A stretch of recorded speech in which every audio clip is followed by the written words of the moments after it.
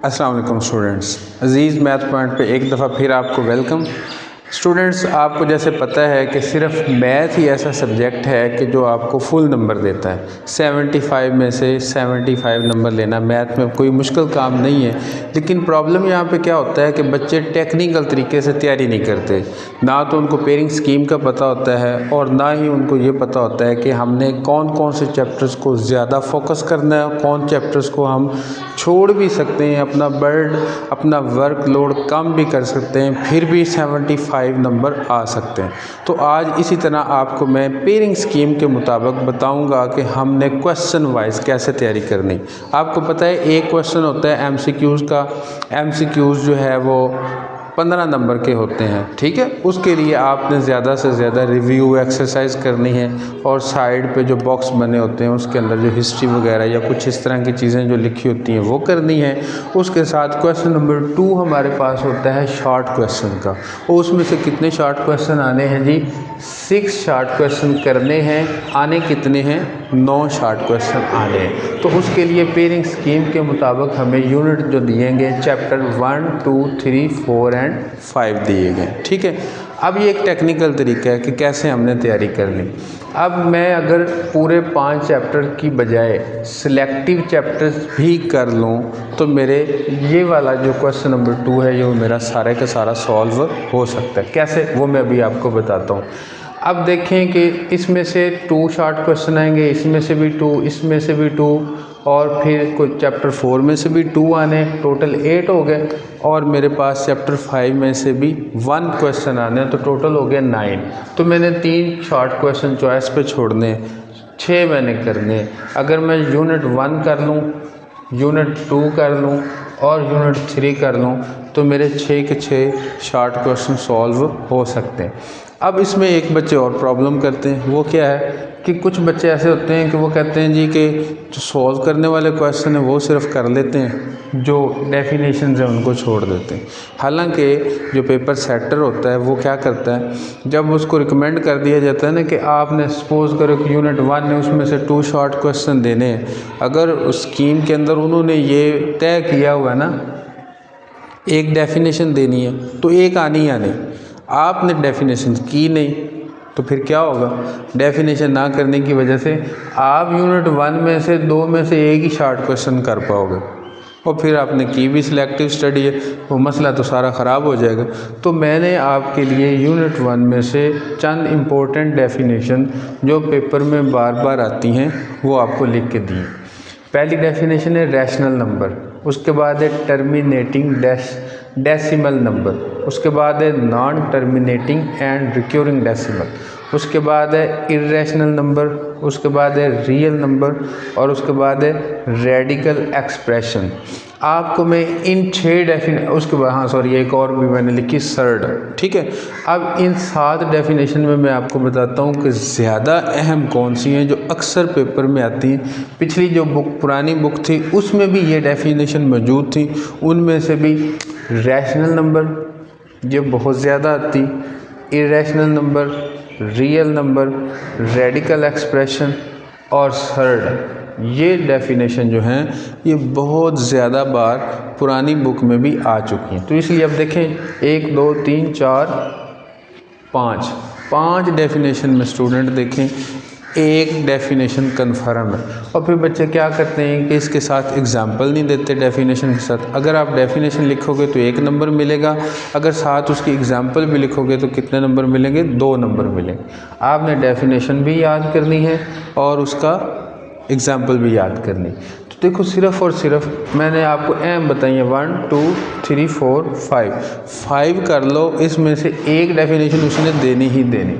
अब उसके बाद एक्सरसाइज 1 है, उसका क्वेश्चन नंबर 1, 2, 3 एंड 6 ये एक्सपेक्टेड है, इसमें से वो उठा सकता है। एग्जाम्पल्स आपने कभी नहीं भूलनी, एग्जाम्पल जो अहम है वो मैं आपको बता रहा हूँ, ये गैस के तौर पे है, इसी को ही फॉलो अप करो। इंशाल्लाह आपके 2 शॉर्ट क्वेश्चन मैंने पहले भी बताया इसी के अंदर ही रहेंगे, 2, 3, 4, 5। इसी तरह एक्सरसाइज 1.2 है, इसका क्वेश्चन नंबर 1, क्वेश्चन नंबर 2 में फर्स्ट, थर्ड, 7th पार्ट बहुत ज़्यादा अहम है, ठीक है। और इसी तरह क्वेश्चन नंबर 3 में फर्स्ट और सेकंड पार्ट, और क्वेश्चन नंबर 5 में फोर्थ पार्ट। ये छोटे छोटे क्वेश्चन हैं, इनको कर लें, डेफिनेशन कर लो, इंशाल्लाह 2 शॉर्ट क्वेश्चन इसी में से ही रहेंगे। अब यूनिट 2 है, इसमें से भी 2 शॉर्ट क्वेश्चन है। अगेन मैं कह रहा हूँ कि इसमें भी आपने डेफिनेशन नहीं छोड़नी, सिर्फ 4 डेफिनेशन है और ये अक्सर आती। साइंटिफिक नोटेशन की डेफिनेशन करनी है, कॉमन लॉगरिथम, नेचुरल, ये कॉमन लॉगरिथम और नेचुरल लॉगरिथम ये बहुत ज़्यादा अहम डेफिनेशन है, पुरानी बुक में भी ये आती थी। अब इसी तरह एक्सरसाइज 2.1 कर लो, एक्सरसाइज 2.2 का पहला और दूसरा क्वेश्चन कर लो, तीसरा जो इसका क्वेश्चन है वो लॉन्ग में आएगा इंशाल्लाह, ठीक है। और इसी तरह एक्सरसाइज 2.3 कर लो, ये तो है ही बहुत आसान, कैलकुलेटर से होनी है। जो मैंने अपनी वीडियो ये 2.3 की बनाई थी उसमें भी मैंने समझाया था कि ये जस्ट कैलकुलेटर से कितनी आसानी से हम कर सकते हैं। अब इस तरह आगे आ जाओ यूनिट नंबर 3 पे, इसमें भी 2 शॉर्ट क्वेश्चन है, 9 डेफिनेशन। देखो सेट की डेफिनेशन बहुत ज़्यादा अहम है, equivalent set, equal set, equivalent set, subset, proper subset, improper subset, universal set, disjoint और ओवरलैपिंग सेट। ये 9 डेफिनेशन बहुत ज़्यादा आसान है, इनको कर लो, ये आपकी इंशाल्लाह इसमें से एक डेफिनेशन आएगी और एक्सरसाइज 3.1 से एक शॉर्ट क्वेश्चन आएगा। तो यूँ आपके कुल मिला के कितने हो गए जी, 6 शॉर्ट क्वेश्चन कंप्लीट हो गए। अगर आप चैप्टर 4 और चैप्टर 5 को, कोई कहता है जी मुझे अलजबरा नहीं आता, ना भी करे तो आपके 6 शॉर्ट क्वेश्चन यहाँ पे ही क्लियर हो जाते हैं। हाँ अलबत्ता कोई स्टूडेंट ये कहे जी कि मैंने तो रिस्क पे नहीं रहना, मैंने इन चैप्टर्स को भी करना है, इनके 2 शॉर्ट क्वेश्चन और इसके भी एक शॉर्ट क्वेश्चन मैंने पूछना है कि वो कहाँ से आएगा, तो वो मैं भी आपको बताता हूँ जी। तो यूनिट 4 है हमारे पास, इसमें मैंने जैसे आपको बताया कि 2 शॉर्ट क्वेश्चन आने हैं।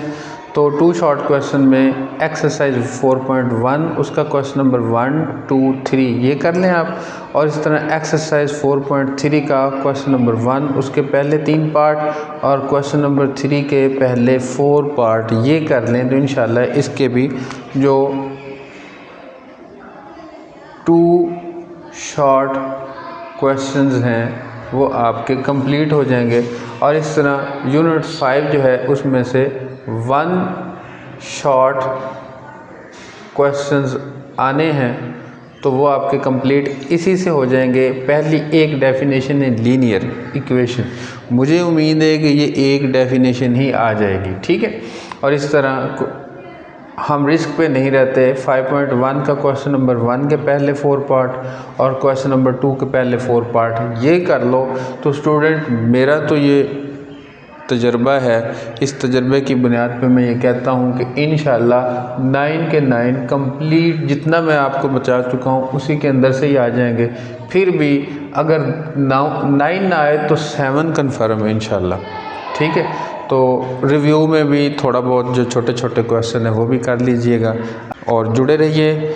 नेक्स्ट वीडियो में इंशाल्लाह आपको क्वेश्चन नंबर 3 का बताऊंगा, उससे नेक्स्ट वीडियो में क्वेश्चन नंबर 4 का बताऊंगा। शॉर्ट क्वेश्चन इस तरह से आपके कंप्लीट हो जाएंगे और उसके बाद मैं इंशाल्लाह एक वीडियो लॉन्ग क्वेश्चन पे बताऊंगा कि कहाँ कहाँ से लॉन्ग क्वेश्चन आ सकते हैं। तो इंशाल्लाह अगर आप मेरी वीडियोस को देखते रहें आप 75 आउट ऑफ 75 ले सकते हैं। और ये वो बच्चे जो कहते हैं कि मैथ में इशू है कहीं सप्ली ना आ जाए, अगर ये वो देख लें जितना सिलेक्टिव बता रहा हूँ इंशाल्लाह 60+ मार्क्स वो भी ले सकते हैं। तो मिलते हैं नेक्स्ट वीडियो में, तब तक के लिए अल्लाह हाफ़िज़।